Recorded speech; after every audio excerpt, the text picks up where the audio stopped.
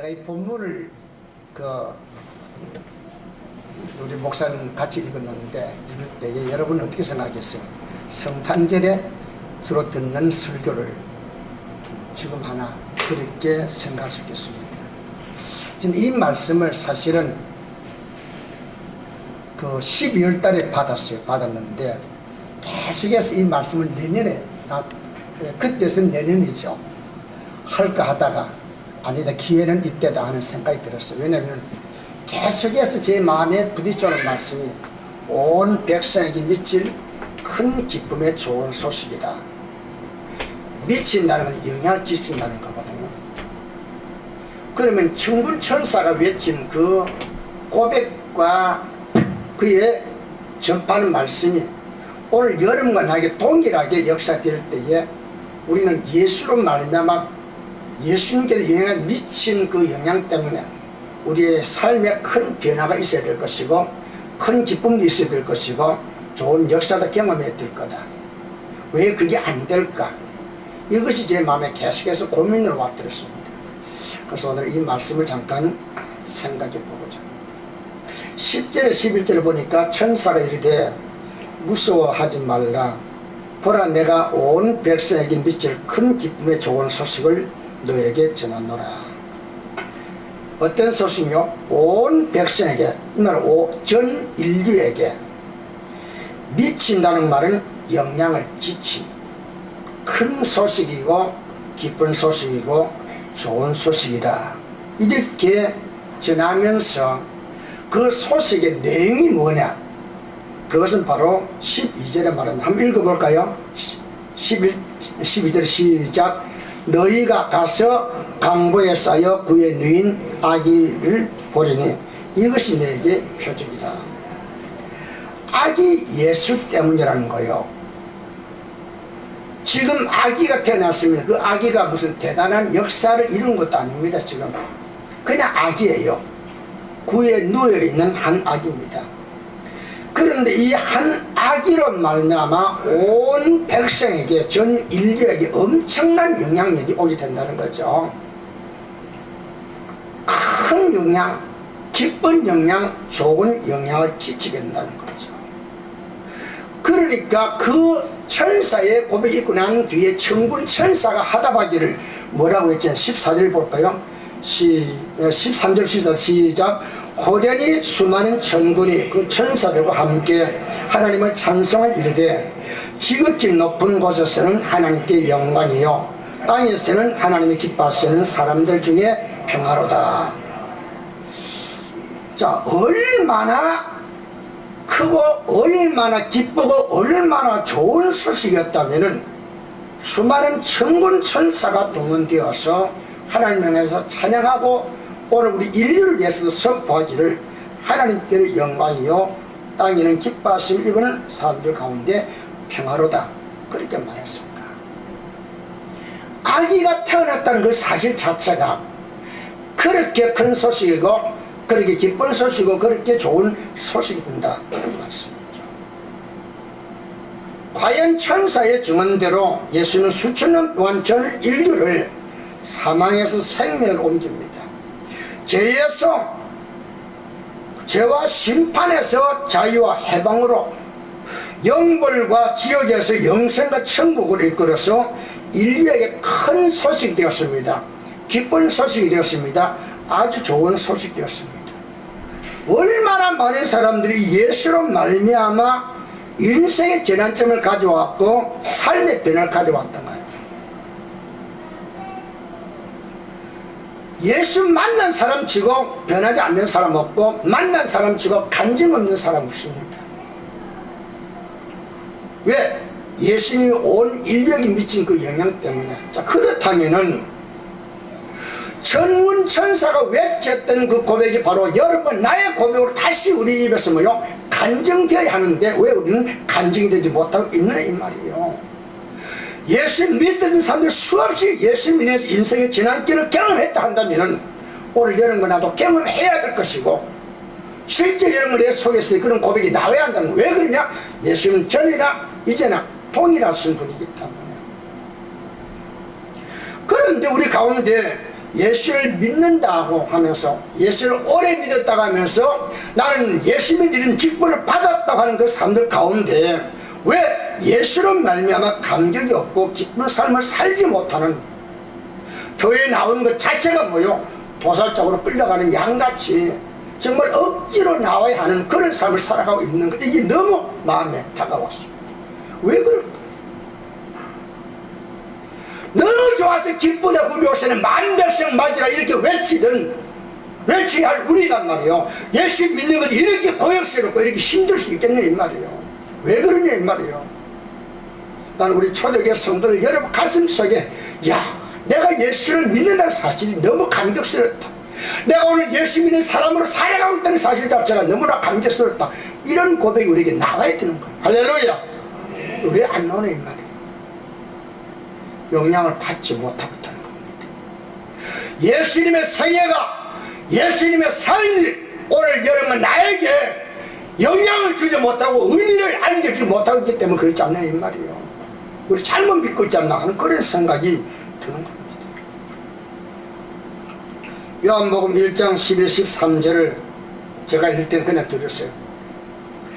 영접하는 자는, 받아들이는 자, 곧 이런 믿는 자들에게는 하나님의 자녀가 되는 권세를 주셨으니 그랬습니다.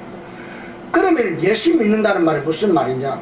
여기에서 이 말씀은요, 예수 믿는다는 것은 그 믿는 순간에 하나님의 자녀가 된다는 것을 전제한다는 거죠.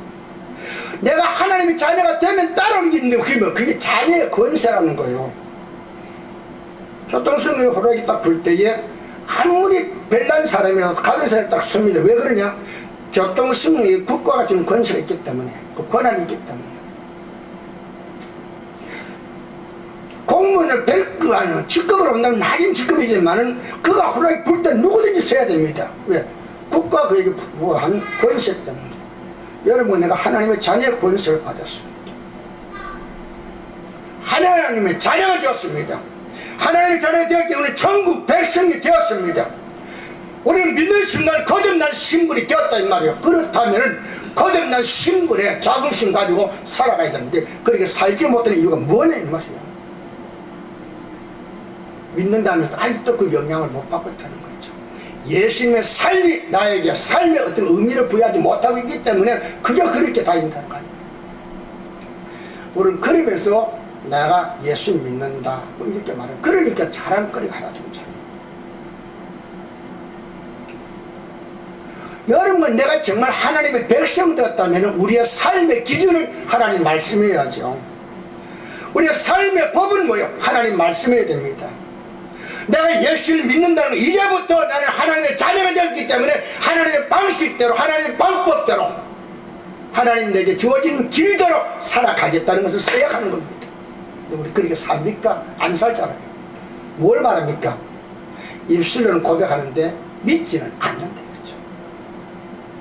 아예 목사 내가 믿는데, 그래 믿는데 하면 행동으로 보이라는 거죠. 왜 안 보입니까? 여러분 책망하고자 하는 게 아니라 여러분과 내가 잘못 알고 있는 부분을 깨우치자 이 말이에요. 그래서 우리의 삶이 새롭게 다짐되어야 되고 변화된 길로 가야 한다는 겁니다. 우리 그렇게 안 살잖아요. 남들 그렇게 믿으니 그래도 그러면, 그런데 왜 우리 이렇게 매일 주일날 교회 나와야 되느냐? 다른 사람은 일주일에 한 번, 아니 한 달에 한 번, 1년에 한 번씩 나와야 되는데 왜 우리 그렇게 안 살고 이렇게 좀 별나게 예수 믿느냐? 그럴런지 모르지만 정말 내가 예수님으로부터 내 삶의 의미를 깨닫게 된다면 나 그렇게 안 살고 못 beg이는 거예요. 그렇게 사라지지 못하는 이유가 뭐예요? 예수님과 나하고는 아무런 상관이 없이 그냥 내가 좋아서 종교생활을 하고 있는 것에 불과하다는 거죠. 또 요한복음 5장 11절 12절을 봅니다. 하나님이 우리에게 영생을 주신 것과 이 생명이 그의 아들 안에 있는 이것이니라. 아들이 있는 자에게는 생명이 있고 하나님의 아들이 없는 자에게는 생명이 없느니라. 이 말은 뭐요? 예수 믿는 것이 예수의 생명으로 살아가는 걸 말한단 말이에요. 전에는 뭐요? 내 육신의 생명을 살았습니다. 내 안에 육신의 소욕을 따라 내가 살았습니다. 그런데 내가 예수를 믿는 순간부터는 뭐요? 내가 받아들인 그 예수의 생명이 나를 주관하고 나는 그 생명력에 의해서 내가 움직이는 거란 말이에요. 마치 돌감나무가 참감나무의 겹붙임을 당하고 참감나무 진액을 이렇게 내가 받아들여서 그것으로 내가 살면 뭐요? 자연스럽게 나는 참감나무 열매를 맺는 것처럼 내가 예수와 내가 하나 되어 겹붙임 받고 거듭났다면은 나는 뭐 예수로 말미암아 살아가는 거예요. 예수님의 지혜가 내 지혜가 되고 예수의 생명이 내 생명이 되어야 하는 거예요. 물론 내가 살아가는 모습은 참 초라합니다. 그러나 적어도 예수의 생명이 내 안에 있다는 그런 기쁨과 감격을 가지고 살아가야 되고 그것이 내 삶의 에너지, 힘이 되어야 한다는 거죠. 여러분의 신앙을 지탱하고 있는 힘은 무엇입니까? 나잖아요. 내가 주인이고 그 모든 힘에 올 때는 나요. 나니까 못 견디는 거죠. 세상 유혹에 다가오면 난 그 유혹에 내가 그냥 마음 뺏기는 거죠. 남이 주워 박으면 난 아파서 못 견뎌 쓰러지는 거예요. 그러나 예수님의 생명이 나를 주관한다면 어떻게 저를 넘어졌다가 다시 일어서는 이런 일을 계속해 나가는 거죠. 실패를 안 한다는 게 아닙니다. 실패를 하지만 그 실패를 또다시 새로운 세계를 향해서 나는 한 걸음 더 성장하며 나가게 되는 거죠. 예수의 생명으로 살아가야 한다. 그런데 우리는 내가 예수 믿는다면서 예수님 따로 내 따로입니다. 내가 기분이 좋으면 교회 나오고 기분이 안 좋으면 교회 안 나오는 거예요. 그게 무슨 예수 믿는 사람이요? 예수님이 내 안에서 나를 주장하는 사람이냐 말입니다. 그냥 예수 믿는다는 이름만 가졌지 나는 내 방식대로 살아가는 거죠. 그런 사람에게 무슨 구원의 기쁨과 감격이 있단 말이에요. 장차 주실 하나님의 약속과 축복을 바라보는 그런 소망이 넘치겠네 이 말이에요. 난 그게 너무 아프다는 거죠. 어제 그저께도 누구를 만났어요. 목사님 평안하십니까? 대답은 예 별일 없습니다 하면서 속으로는 뭐요? 너 때문에 내가 잠 못 자. 그런 생각이 들더라고요. 너 때문에. 본인은 교회 안 나오고 전혀 걱정 없지만은 적어도 목자리 입혀보면 내게 붙여진 그 영혼이 있는데 그 영혼이 지금 잘못된 길로 가고 있는데 어떻게 평안하냐 이 말이에요. 여러분 자녀들이 객지로 갈 때에 다리 쭉 뻗어놓고 애한테 소식도 없어. 스마트폰도 안 터져. 어디로 가는지 몰라. 24시간 혹은 48시간 이렇게 소식이 없다면 페널이 다리 뽑아 누워있겠어요? 근데 우리는 영적인 세계를 그렇게는 안 봐요. 그냥 좋은 게 좋다. 그래 좋게 생각하죠. 그러다가 또 돌아오겠지. 누구 마음대로. 여러분 돌아온다는 게 누구 마음대로 됩니까? 내 결심대로 됩니까? 하나님께서 은혜 주신 그 은혜를 하나님이 주신다는 보장이 어디 있어요? 구하면 주시겠지만 구하지 않는데 어떻게 주세요? 근데 거기에 대해서 우리는 정말로 간질날 두려움이 없다는 거죠. 경건성이 없다는, 경외심이 없다는 겁니다. 그냥 내가 우리 교회 나갔으니까 내가 하나님의 은혜를 입을 수 있다. 물론 있죠. 그러나 그러지 못할 수도 있다는 겁니다. 왜 그러냐? 잘못된 신앙 안에 서 있는 사람은 아무리 내가 내 자신의 신앙을 고백하는 이력서를 내가 주님 앞에 넣어놓아도 모른다 할 수 있다는 거죠. 그 다음에 고린도후서 17장이 뭐라 그랬어요? 그런즉 누구든지 그리스도 안에 있으면 새로운 구조물이라 이전 것은 지나갔으니 보라 새 것이 되었도다. 그리스도 안에 있으면 새로운 피조물이 됐다 했습니다. 새롭게 거듭났다는 거예요. 거듭난다는 게 거듭났다는 의미. 그럼 거듭났다는 걸 사실에서 내가 출발해야 될 거 아니에요. 그런 우리는 거듭났다고 생각해. 거듭나고 있다고 생각한단 말이에요. 계속 진행형이라는 거죠. 거듭났어요. 거듭난 것은 이제는 뭐예요? 우리는 우리의 삶을 통해서 그 열매를 나타내야 되는 겁니다. 예수 믿는 것은 새로운 피조물로 거듭나는 걸 의미합니다. 여러분 거듭났습니까? 거듭났다는 말은 뭐예요? 지금까지는 돌감나무 같은 내가 내 주인이 되어서 내가 내 뿌리에서 끌어올리는 것 같아요. 내가 살을 그렸는데 딱 거듭날 순간부터는 뭐예요? 중심은 내가 아니요 그리스도지. 그리스도가 나를 주장해서 나의 주인으로, 나의 선한 목자로, 나의 인도자로서, 나의 공급자로 살아가는 거죠. 마치 가나 호린집에 있던 물이 예수님의 손에 의해 포도주를 비냈듯이 예수의 생명에 의해 삶의 가치와 목적을 달리하는 그런 삶을 살게 되는 거죠. 내가 정말 예수 안에서 새로운 인생이 출발되었다 한다면 살아가는 것이 이전처럼 그렇게는 안 삽니다. 그 그렇게 해서 완전히 다르냐 그 말이 아니라 살아가는 모습은 비슷한 것 같지만은 그 내용 밑에 깊이 들어가 보면은 사는 목적은 분명히 다르다 이 말이야. 살아가는 방법이 비슷한 것 같아도 목적이 다르다는 겁니다. 이제는 뭐야? 내가 잘 먹어야 돼요. 내가 대접받아야 돼요. 내가 성공을 해야 돼요. 근데 이제는 뭐야? 내 안에 그리스도가 존귀해야 돼요. 하나님께 영광이 돌려져야 나라에서 수많은 영혼을 구원받아야 돼요. 나를 보내신 교회가 부흥되는데 내가 일조를 해야 됩니다. 이것으로 바꿔진다는 거죠.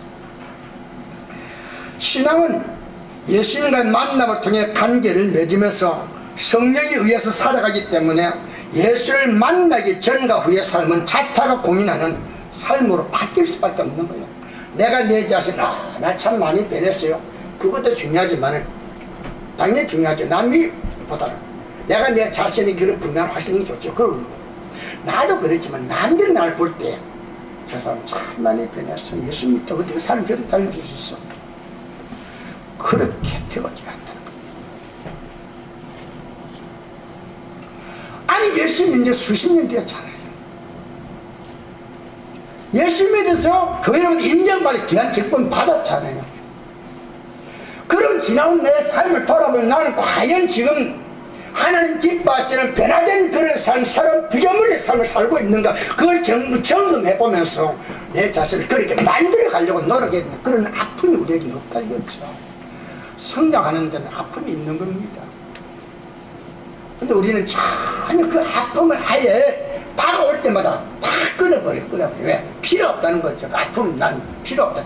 그러니까 한 번도 뭐요 해산의 고통을 안 당해봤는데 태어나는 그런 체험을 가질 수 있겠습니까? 만약에 여러분과 내가 삶의 어떤 변화가 예수 믿기 전과 예수 믿고 난 뒤가 바뀌지 않는다면 사실은 우리는 예수와 상관없이 교회만 다니는 사람이라 이렇게 보여줄 수 있습니다. 여러분, 어떤 생명체든지 생명체는 자기만이 갖고 있는 고유한 하나님도 받은 생명력과 본능에서 살아가는 겁니다. 누가 옆에서 부채질해서 된 게 아니에요. 그냥 본인이 가지고 있는 본능에서 이미 유전되어 물러온 그 생명에서 살아가는 거예요. 생명체는 언제나 자기만이 갖고 있는 고유한 생명 본능에서 움직여 성장해 가는 것처럼 믿는 자는 자기 안에 있는 예수의 생명력에 의해 살아가게 되는 거죠. 그러니까 내가 어떤 일을 내 육신의 소유대로 하려 하다가도 마음속에 왜 주님이 아니라면 아닌 거예요. 그렇게 내가 맞춰 살아야 되는데 나는 뭐요? 아무리 성령께서 내게 감동을 주고 하나님 말씀 나를 가르쳐도 아니요 하고 내 방식대로 살아간다 이거죠. 그런 사람이 과연 새로운 피조물이냐 이거예요. 여러분과 내가 너무 안일하게 예수 믿는다는 거야. 나 교회 나가기도 오늘 교회 갔다 왔기 때문에 난 내 할 일 다 했다 이렇게 말하지만 그게 중요한 게 아니란 말이에요. 나는 과연 예수에 의해서 살아가고 있는가, 그게 중요하다는 거죠. 그러기에 예수를 믿으면 예수님의 영향력 때문에 새로운 인생으로 변화되는 것입니다. 여러분 보세요. 갈릴리 호수에 고기 잡던 어부 베드로 예수님 만나니까 어떻게 돼요? 인생이 바뀌잖아요. 부정한 여인을 손가락질 받던 수가성 여인 예수님 만나니까 어떻게 돼요? 나가 전도하잖아요. 내가 구원받은 기쁨을 남에게 전해야 되겠다는 그런 마음 가지고 손가락질은 그 사람이 찾아가서 와보라고 예수 좀 믿어보라고 이렇게 전한 자가 되더라는 거죠. 돈밖에 모르던 수준로 전에는 뭐요? 자기 안에 컴플러스 키가 작다는 것 때문에 늘 무시하고 사는 게 너무나도 한이 맺힌 사람, 돈 벌어서 좀 제시해보겠다 돈 다 가졌는데도 만족이 없었는데 예수 딱 만나고 나니까 뭐냐, 돈보다 더 중요한 게 예수라. 예수의 마음을 살기 위해서 주님 원하신다면 내가 남에게 토시한 것을 내가 갚겠습니다. 사배나 갚겠습니다. 누가 강요해서 그렇습니까? 자선 사업으로 바뀌어지잖아요. 성공과 출산만을 생각했던 바리새인 청년 사울이 예수님을 만나지 어떻게 돼요? 그가 왜 스스로 십자가를 지고 고난의 길을 걷는 그런 자가 됩니까? 절대로 될 수 없는 사람이요. 그는 적어도 출세할 수 있는 사람이고 성공할 수 있는 가장 좋은 여건과 환경을 가진 사람이요. 그런데 그가 예수 딱 만나고 나니까 어떻게 됩니까?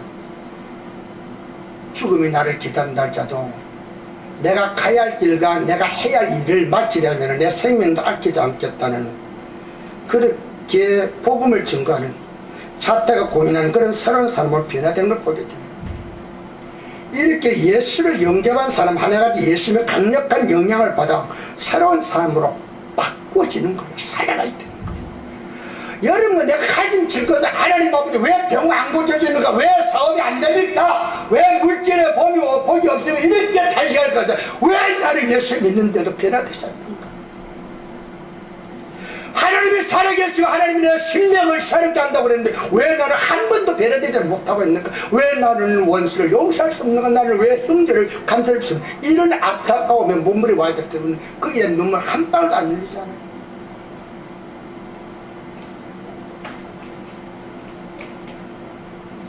그렇기 때문에 천사는 예수 믿으면 이런 역사가 일어나기 때문에, 이런 영광을 누릴 수 있기 때문에 하나님께는 영광이고 땅에서는 기뻐하심을 입은 사람들 중에 평화로다. 할렐루야. 이 은혜가 여러분의 가슴 속에 넘쳐나길 여러분 축원합니다. 그러게 되면 어쩌다가 내가 예수 믿, 이것은 불행스러워서 어쩌다가 아니라, 아니 어떻게 나 같은 사람이 예수 믿게 되었나? 내가 우리 아이들 보고 하면 그런 얘기 했습니다. 아이나, 너는 행복하다. 할아버지는 정말 평소에 가장 부러웠던 것이 예수 믿는 부모님 밑에서 신앙생활하는 게 부러웠는데 너는 정말 행복하다. 근데 묻고 말더라고요. 얼마나 행복해. 여러분, 내가 예수 믿는 사실 자체가 이건 기적 중에 이게 와야 됩니다. 할렐루야. 그러게 됩니까? 아휴, 내가 누구한테 그냥 끌려가 교회 나오지 안 갈 수 없고, 어제 지난주에도 편지를 5통을 보냈어요. 뭐 제가 이승일 목사님한테 이제 보고를 해야 되는데 보고를 미처 못했습니다. 두 사람한테 계속 이제 매일 보내요. 매주 보냈는데 보낼 때마다 계속 몇 사람 떠올라서 보냈어요. 그런데 사실은 목사님이 할 일이기 때문에 내가 하나 되지만은 너무 안타까우니까 하다가 보내면서, 하나님 정말 저들을 좀 나에게 역사했던 것도 이상으로 저들이 좀 그렇게 좀 역사해가지고 저들이 정말 예수 믿는 기쁨을 좀 만족할 수 있도록 좀 이끌어 주세요. 그렇게 하시는 분이 있습니다. 만약에 말이요, 여러분, 예수님의 출생과 십자가의 죽음과 부활을 통해 주시는 새로운 삶의 의미를 여러분 내가 찾지 못하고 있다면 어쩌면요, 내가 그래 단정 짓는 건 아닙니다. 사실은 예수님과 관계가 제대로 이루어지지 아니하지 않았나. 그렇게 한번 좀 추측해보고 자기 자신 한번 돌아볼 수 있기를 바랍니다. 아이, 목사님 기분 나쁘게 왜 우리를 그래, 그게 아니에요. 교회를 다닌다 할지라도 예수님으로 오는 구원의 은총과 영생을 확신할 수 없거나 하나님의 사랑과 은혜에 대한 감격과 보훈의 삶을 살고 있지 못한다면 그것도 난 성도가 아니지 않는가, 그렇게 묻고 싶다는 거죠. 여러분, 그렇게 의심했던 토마가 내가 내 손가락으로 예수님의 허벅지에 넣어봐야 알아, 그래야 내가 예수를 부활했다고 믿지, 난 절대 못 믿겠다 그랬지만은 예수님이 나타나니까 그가 만져보긴 했습니까? 그 앞에 엎드리면서 나의 주님이시여 나의 하나님이시니라 이렇게 고백을 하고 주께 붙들리는 삶이 되어서 전세를 하면은 그는 인도에 가서 복음 전하다가 큰 가마솥에 쌈져 죽었다는 그런 말을 듣고 있습니다. 요한계시록 19장 16절은 천사는 예수님을 향해서 이렇게 부르죠. 만왕의 왕이시요 만주의 주라 그랬습니다. 여러분과 내가 정말로 제대로 주님 만나고 주님의 은혜와 사랑 가운데 붙들림받아 되어진다면 여러분 예수님을 향해 뭐라 부를까요? 나의 주시요 나의 왕이라 이렇게 부를 겁니다. 그렇다 한다면은 그분이 나를 위해서 살아온 그 생애와 그분이 내게 주어진 약속의 말씀을 우리가 본다면 어찌 그분 앞에서 영향을 받지 않을 수 있나 이 말이에요. 그렇잖아요. 백성이 왕에게 할 수 있는 최대의 고백과 행동이 뭐예요? 무조건 복종과 순종이잖아요. 거기에는 이유가 없죠. 예수님은 죄인된 우리를 하나님의 자녀가 되게 하고 지옥 갈 인생을 구원받아 영생에 이르게 하려고 십자가에 죽으시고 부활하신 우리의 구주가 되셨고 영원한 생명을 주시려고 성령으로 다시 찾아오셨습니다. 그러니 내가 예수를 믿는다는 건 보이진 않지만은 예수님의 성령을 내가 받아들여서 영접했다는 말이고, 영접했다는 이 말은 뭐예요? 예수의 생명, 부활의 생명이 나를 주관하게 됐다는 거죠. 그러니까 나는 하나님의 자녀다운 성품이 발산되어야 한다는 겁니다. 여러분과 내가 교회 나가기만 하고 기도만 하지 정말 내 안에서 예수님의 품성이 나오고 있는가, 예수님의 마음이 내 안에서 나타나고 있는가를 살펴봐야 한다는 거죠. 설교도 오늘 조언 좋았습니다. 그 조언이 무슨 유익이 있느냐 이 말이야. 조언이 예수님을 만나지 못한다면, 예수의 부활의 역사에 참여하지 못한다면, 예수님의 보혈이 내게 능력이 되지 못한다면 그게 무슨 소리, 그게 무슨 나와 구원하고 무슨 상관이 있느냐 이 말이에요. 놀랄 많은 사람들이 기독교를 그냥 윤리적인 하나의 종교로, 많은 종교보다 신사적이니까 깨끗하니까 없는 것보다 있는 게 낫다 이렇게 받아들이는 사람 많이 있습니다. 어떤 목사님이 한 전화가 왔어요. 아니 목사님, 내가 알고 있는 어떤 사람을 내가 설교를 시켰습니다. 근데 그 사람 나보고 하는 말이, 왜 복 받는다는 말만 자꾸 하고 있습니까? 그런다는 거예요. 그래서 그 사람이 그랬다. 여보게, 복을 받아야지. 그 복이 내가 볼 땐 단순하게 그냥 이 땅에 말하고 있는 어떤 육신적인 복을 말하는 것 같은데, 거기는 종류가 여러 가지잖아. 우선 눈앞에 다가오는 건 뭐야? 육체적인 복도, 육신의 복도 중요하지 않나? 그 복을 왜 받았냐? 복을 받을 마음에 여유가 있으니까. 여유가 있어야 하나님께 아름답게 헌신할 수 있는 그런 기회가 주어지니까. 그리고 또 복이라는 것이 육신적인 복보다는 영적인 복, 영적인 복은 구원받는 복이잖아.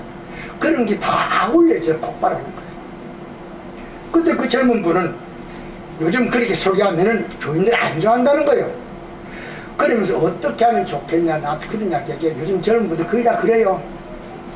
옛날 우리 60년, 70년대에 그때 그 신앙은 수준 낮은 걸로 알고, 그때는 무식한 목사님들이 배운 게 없다 보니까 그냥 천당, 천국 그걸로 울고 먹었지만, 지금은 유식한 세상이니까 그렇게 잘 안 하려고 한다는 거예요. 그게 옳은 거냐? 그랬어요. 목사님, 그건 목사님 잘 판단하세요. 사랑하는 성도 여러분, 하나님의 자녀가 천국 백성이 되었음을 확신하게 되면은 예수님의 권위와 권세 아래 다스림을 받는 자가 되는 겁니다. 아무도 나를 지배할 수 없지만은 예수 그리스도만이 나를 지배할 수 있다고. 그래서 그 예수님 앞에 내 모든 주권을 내려놓는 거죠. 그분이 주는 사랑과 은혜, 구원과 능력을 공급받게 되면은 기쁨으로 말씀에 순종하게 됩니다. 과연 내가 예수 그리스도에게 내가 영향을 받고 있는가 하는 것은 뭐예요? 주님의 말씀이 내가 어떤 반응을 보이며 어떻게 내가 받아들이고 있는가를 보면 알게 됩니다. 내가 정말 그리스도와의 아름다운 관계가 이루어지고 영향권 아래 들어가 있다면 나는 크나큰 변화가 내 삶 전반에 찾아오게 되는 거죠. 그때 어떤 일이 납니까? 도무지 용서할 수 없는 사람, 내 원수 같은 형제를 사랑하게 됩니다. 그렇게도 실제는 하나님의 말씀이 갈망하게 되어집니다. 사랑하게 되어집니다. 그렇게도 지루해 보였던 예배가 경건한 삶으로 바뀌면서 정성을 들이게 됩니다. 그리고 어디 가든지 내가 인정받아야 되고 내가 높임 받아야 됐던 내가 이제는 뭐야? 남을 생각하고 겸손으로 허리를 돌리고 헌신하는 그런 모습으로 바뀌어지게 됩니다. 지금까지는 내가 대접받아야 됐던 사람인데 이제는 뭐요? 희생하며 섬기며 감사함으로 나아가게 됩니다. 뿐만 아니라 시간만 한다면 쉬지 않고 기도하고 그리고 뭐요? 전도하는 그런 삶을 살아가게 됩니다. 이것이 예수를 만날 때에 예수님의 영향을 들어간 사람이 나타나는 양상이라는 거죠. 성도의 삶은 누가 시켜서 하고 들어와서 하는 삶이 아닙니다. 하나님의 사랑과 은혜를 접하고 보니까 마음에서 우러나오는 감사가 자원하는 마음과 기쁜 마음으로 하나님의 영광을 구하게 되고 불에게 불타는 심령으로 전도하며 살아가야 되는 것이죠. 누가 시킨 게 아니란 말이에요.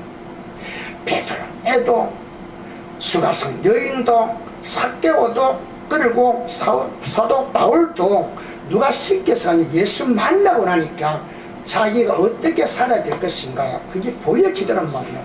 그 길로 가게 되는 거죠. 그래 예수님은 누구든지 뭐요? 사명자가 되는 거예요. 근데 우리는 예수 믿으면서 한 번도 내가 왜 살고 있는지 내가 무엇을 해야 될지 내가 어떤 사명을 가지고 있다가 태어나고 있는지를 알지 못하고 지나가고 있다면 한다면 이 문제가 있는 거죠. 예수의 이름과 그분의 생애를 통해 삶의 의미를 부여받지 못하거나 그 어떤 소식과 사건보다 크게 생애에 영향을 끼칠 수가 없다 한다면 그 사람이 믿는 예수는 성경이 말하고 있는 예수는 아닐 거다 이거죠. 왜? 성경이 말하고 있는 예수는요 살아있는 예수잖아요.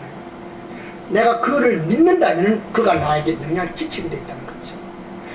그런데 죽은 예수가 있잖아요. 죽은 예수는 아무리 떠들어도 그 죽은 예수는 나에게 어떤 생명을 줄 수 없고 변화를 줄 수 없다는 겁니다. 여러분이 믿고 있는 예수는 여러분이 보실 때 살아있는 예수인지 죽어있는 예수인지 그건 여러분이 알 수 있습니다. 왜? 여러분 정말 살아있는 예수를 믿는다면 여러분 삶은 달라지게 되는 겁니다. 좀 달라지세요. 작년보다 금년 금년보다 내년 점점 우리의 겉사람은 주름이 끼고 부패지지 않고 우리의 속사람 날로 새로워지는 그런 삶으로 바뀌어져야 한다는 거죠. 저는 그런 기도가 됩니다. 하나님 나에게 생명을 주시고 죽으면 이렇게 세우는 그 이유가 뭡니까? 내가 이렇게 요즘 할 일 없어서 TV 앞에 앉을 때가 많은데 내가 정말 TV 앞에 앉아있을 사람입니까? 그건 아니잖아요. 주님 나를 좀 다시 한번 좀 써주세요. 나를 이 땅에 생존케 한 이유가 무엇인지 나를 다시 한번 더 나를 사용해 주세요. 부끄럽지 않는 그런 죽음으로 주 앞에 이렇게 만들어 주세요. 그렇게 기도할 때가 많이 있습니다.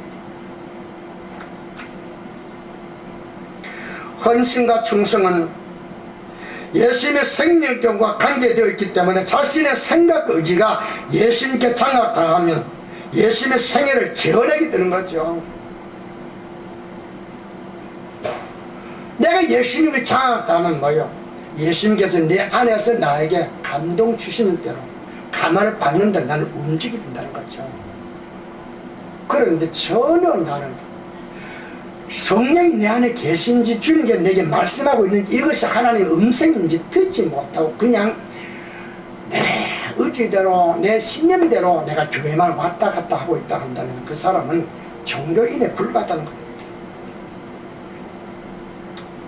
사랑하는 성도 여러분, 설상 우리가 예수의 이름 부르고 기독교적인 용어를 사용하고 교회를 출석하고 윤리적인 삶을 살고 있다 할지라도 정말 우리가 예수님과 하나 된 그런 삶을 살지 못하고 있다면 예수님과의 관계가 이루어지지 못하고 있다 한다면 그 사람은 성도가 아닐 수 있다는 거죠. 내가 교회 안에 앉아있다. 교회 안에 앉아있는 것하고 예수 믿는 거 무슨 상관이 있는 말은 물론 예수 믿기 위해서 나오긴 하지만 그러나 여러분은 항상 뭐요? 예수님과 내가 관계가 되어 있는가를 항상 주의 깊게 물어봐야 합니다. 자신에 대해서. 예수님이 세상의 부귀와 명예와 행복을 다 바꿀 수 없는 절대적인 존재와 가치를 지니고 있습니다. 그런데 돈 좀 생긴다든지 돈을 벌 수 있는 이유만 생기면 예수님 가치없이 버리더라 이 말이에요. 예수님 그렇게 가치없는 존재되네 말이에요.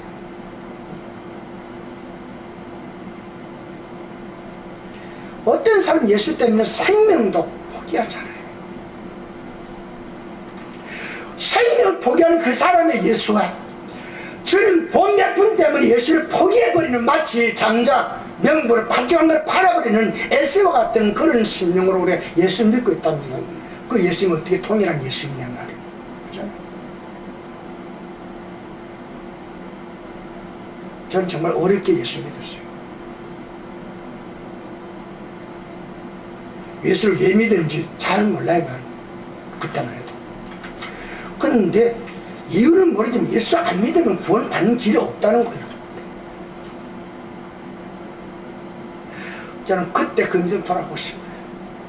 조롱과 멸시 당하고 핍박받았을 때 그 믿음으로 내가 다시 돌아가야 되는데, 지금도 내가 할 말이 많이 있는데도요, 권선 집사 얼굴 보면은 그냥 입이 다쳐요. 말을 못하겠는 거예요. 겁이 나서. 이제는 했어요. 이제는 했어요. 설상 그분이 나한테 시험 당하는 일이다 해서 왜 그렇게 해야 그 사람을 깨워줄 수 있다고 생각했습니까?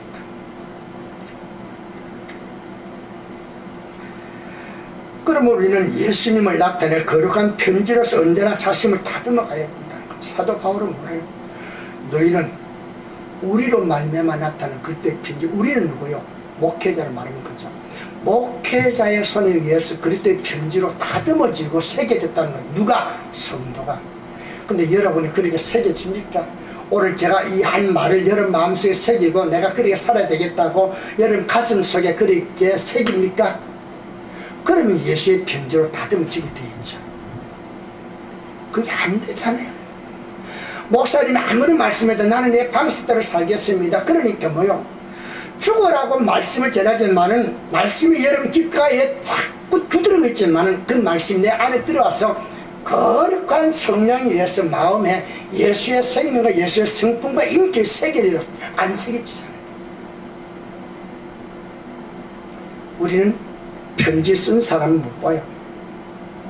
그러나 편지 내용을 보면 편지 쓴 분이 무슨 의도로 이 편지를 썼는지 그 내용을 통해서 알게 됩니다. 그러면 그 사람의 마음을 읽을 수 있죠. 성도 여러분들을 불신자들 보았을 때, 아, 저분이 예수 믿는 사람이구나. 그러면 그분의 심성과 삶을 통해서 예수를 읽을 수 있을 거 아니에요.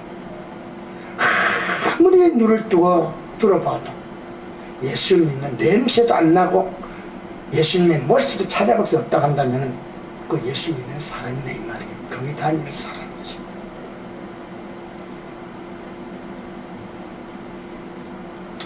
교회 다니고 직분자가 되어도 주님의 영향력 아래 들어가 살지 못한다면 주님과의 관계가 이루어진 것이 아닙니다.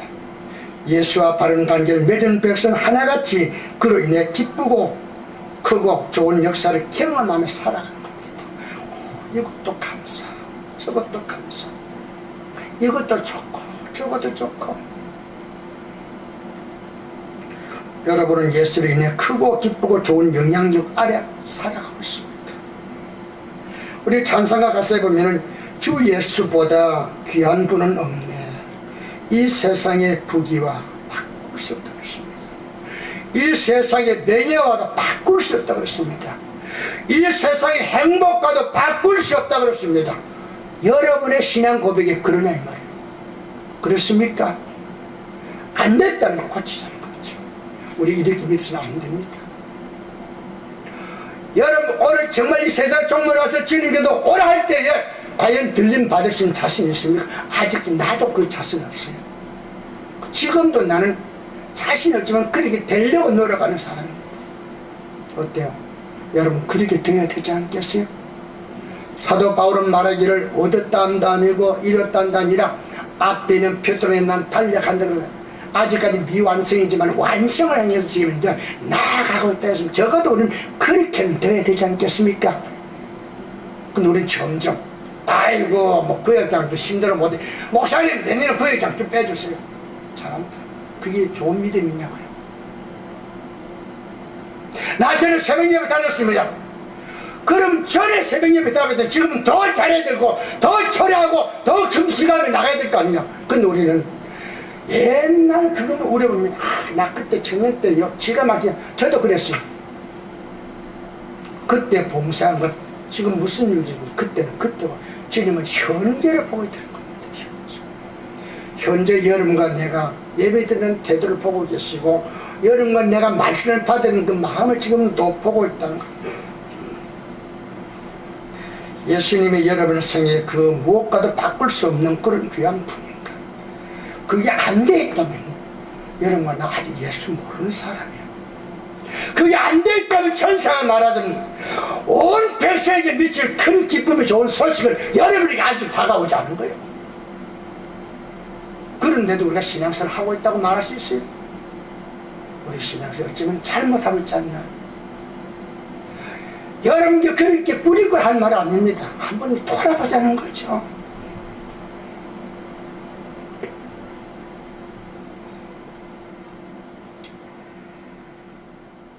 찬송 288장 불러.